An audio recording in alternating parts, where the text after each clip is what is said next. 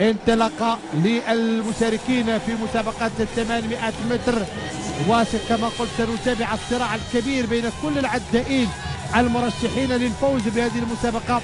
في مقدمتهم روديشا نلاحظ سرعة الانطلاق، وكيبكيتير الذي يحاول أن يتصدر الترتيب إلى جانب روديشا. سرعة كبيرة انطلق بها سباق 800 متر، وكيبكيتير كما نشاهد هل يقوم بدور الأرنب بالنسبة لروديشا؟ هذا ما سنلاحظه إن صح التعبير في 800 متر، لأن هذا الفريق يلعب كفريق متكامل، لأن سباقات 800 متر وال 1500 متر وأيضا السباقات الطويلة تلعب أيضا بأساليب تكتيكية من قبل الفرق، أي عندما تكون أكثر من عداء وعدائين هناك أساليب تكتيكية في الرفع من الإيقاع وترك المجال للعداء الثاني. بالفعل كان هذا أسلوب تكتيكي بالنسبة للكينيين. الآن كيبكيتير الذي يحاول الزيادة في السرعة، لكن نلاحظ أن توفيق المخلوفي يراقب السباق بشكل جيد.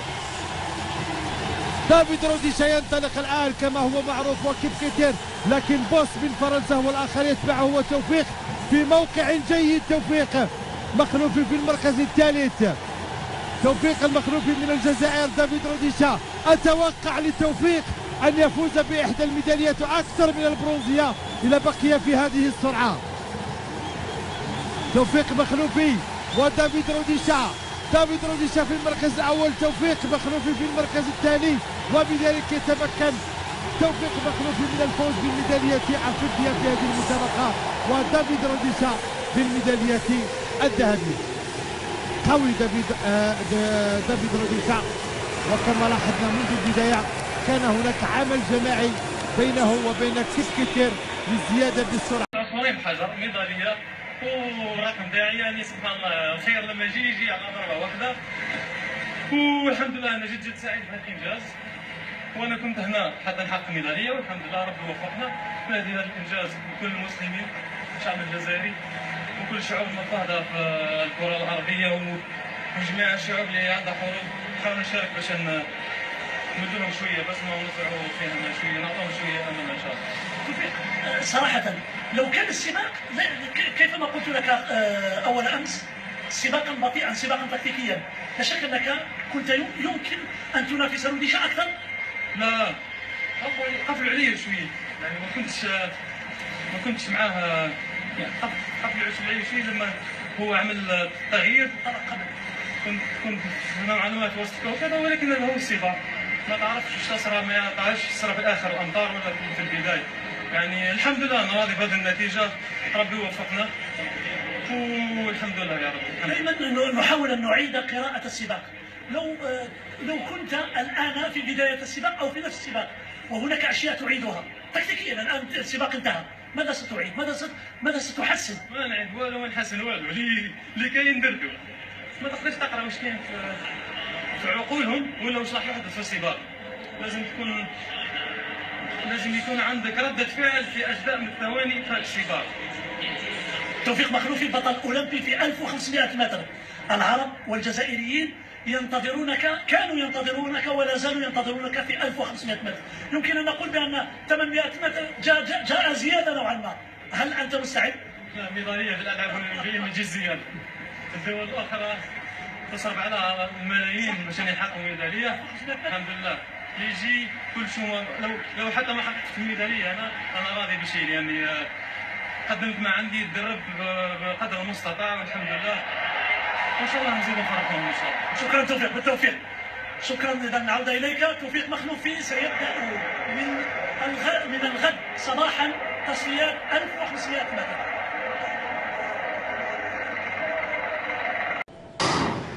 انطلاقة للمشاركين في مسابقة 800 متر، وكما قلت سنتابع الصراع الكبير بين كل العدائين المرشحين للفوز بهذه المسابقة. في مقدمتهم روديشا نلاحظ سرعة الانطلاق، وكيبكيتير الذي يحاول أن يتصدر الترتيب إلى جانب روديشا. سرعة كبيرة انطلق بها سباق 800 متر، وكيبكيتير كما نشاهد هل يقوم بدور الأرنب بالنسبة لروديشا؟ هذا ما سنلاحظه إن صح التعبير في 800 متر، لأن هذا الفريق يلعب كفريق متكامل، لأن السباقات 800 متر وال 1500 متر وأيضا سباقات طويلة تلعب أيضا بأساليب تكتيكية من قبل الفرق، أي عندما يكون أكثر من عداء وعدائين هناك أساليب تكتيكية في الرفع من الإيقاع وترك المجال للعداء الثاني. بالفعل كان هذا أسلوب تكتيكي بالنسبة للكينيين. الآن كيبكيتير الذي يحاول الزيادة في السرعة، لكن نلاحظ أن توفيق المخلوفي يراقب السباق بشكل جيد.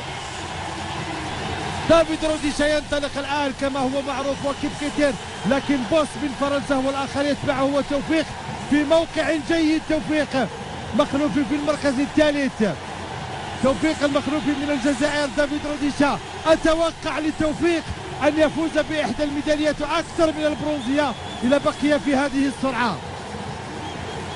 توفيق مخلوفي ودافيد روديشا، دافيد روديشا في المركز الأول، توفيق مخلوفي في المركز الثاني، وبذلك يتمكن توفيق مخلوفي من الفوز بالميدالية الفضية في هذه المسابقة، ودافيد روديشا بالميدالية الذهبية. قوي دافيد روديشا، وكما لاحظنا منذ البداية كان هناك عمل جماعي بينه وبين كيبكيتير للزيادة بالسرعة. عصفورين بحجر، ميدالية ورقم تاعي، يعني سبحان الله الخير لما يجي على ضربة واحدة. والحمد لله انا جد سعيد بهذا الانجاز، وانا كنت هنا حتى نحقق ميدالية، والحمد لله ربي وفقنا في هذا الانجاز. بكل المسلمين، الشعب الجزائري وكل الشعوب المضطهدة في الكرة العربية وجميع الشعوب اللي عندها حروب، نحاول نشارك باش نمدلهم شوية بس ما نسرعوا فيهم شوية، نعطوهم شوية أمل إن شاء الله. صراحة لو كان السباق كيفما قلت لك أول أمس سباقا بطيئا، سباقا تكتيكيا، لا شك أنك كنت يمكن أن تنافس روديشا أكثر. لا قفلوا علي شوية، يعني ما كنتش معاه، يعني قفلوا علي شوية لما هو عمل تغيير. كنت نوعا ما في وسط وكذا، ولكن هذا هو السباق، ما تعرفش ايش تصرى، ما تعرفش تصرى في الاخر الامطار ولا في البدايه. يعني الحمد لله انا راضي بهذه النتيجه، ربي وفقنا والحمد لله يا رب. دائما نحاول ان نعيد قراءه السباق. لو كنت الان في بدايه السباق او في نفس السباق وهناك اشياء تعيدها تكتيكيا، الان السباق انتهى، ماذا ستعيد؟ ماذا ستحسن؟ ما نعيد والو ما نحسن والو، اللي كاين درتو. ما تقدرش تقرا واش كاين في عقولهم ولا واش راح يحدث في السباق. لازم يكون عندك ردة فعل في أجزاء من الثواني في هذا السباق. توفيق مخلوفي بطل أولمبي في 1500 متر. العرب والجزائريين كانوا ينتظرونك ولا زالوا ينتظرونك في 1500 متر. يمكن أن نقول بأن 800 متر جاء زيادة نوعا ما. هل أنت مستعد؟ لا، ميدالية في الألعاب الأولمبية ما تجيش زيادة. الدول الأخرى تصرف على الملايين باش يحققوا ميدالية. الحمد لله يجي كل شيء. لو حتى ما حققت الميدالية أنا راضي بشيء، يعني قدمت ما عندي، تدرب بقدر المستطاع والحمد لله، وإن شاء الله نزيد فرحهم إن شاء الله. شكرا توفيق، بالتوفيق. شكرا. إذا نعود إليك توفيق مخلوفي، سيبدأ من الغد صباحا تصفيات 1500 متر.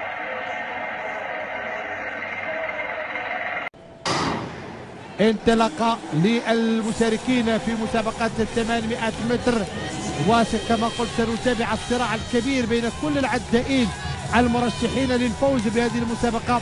في مقدمتهم روديشا، نلاحظ سرعة الانطلاق وكيبكيتير الذي يحاول أن يتصدر الترتيب إلى جانب روديشا. سرعة كبيرة انطلق بها سباق 800 متر، وكيبكيتير كما نشاهد هل يقوم بدور الأرنب بالنسبة لروديشا؟ هذا ما سنلاحظه إن صح التعبير في 800 متر، لأن هذا الفريق يلعب كفريق متكامل، لأن سباقات 800 متر وال 1500 متر وأيضا سباقات طويلة تلعب أيضا بأساليب تكتيكية من قبل الفرق، أي عندما يكون أكثر من عداء وعدائين هناك أساليب تكتيكية في الرفع من الإيقاع وترك المجال للعداء الثاني. بالفعل كان هذا أسلوب تكتيكي بالنسبة للكينيين.